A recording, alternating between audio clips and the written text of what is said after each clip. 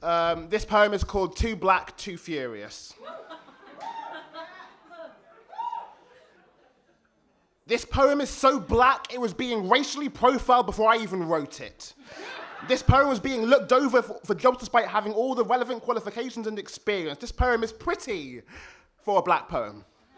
This poem has curves and an arse, and this poem is so black, it has cornrows and dreadlocks and an afro and extensions and a weave.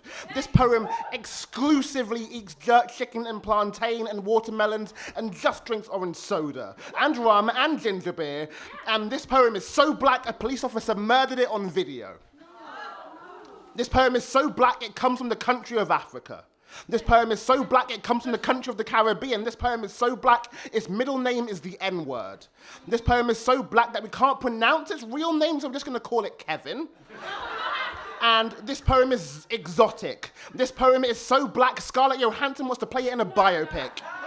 This poem is so black, it loves anime, specifically Naruto and Dragon Ball Z. And this poem's favorite superhero film is Black Panther, and everybody mentions Get Out to this poem. This poem is so black, a police officer murdered it on video, and now it is trending on Twitter. This poem is so black, people are surprised it likes country music. This poem can play bass. This poem is good at sprinting. This poem is good at basketball. This poem is good at long distance running, and this poem can't swim. This poem is so black, its dad left it. This poem is angry. This poem is mad.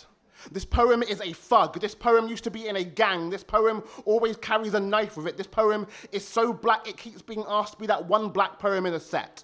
This poem makes most of its money during Black History Month, and this poem is so black, a police officer murdered it on video, and now it is trending, and now people are protesting. And this poem is so black, it was killed before it could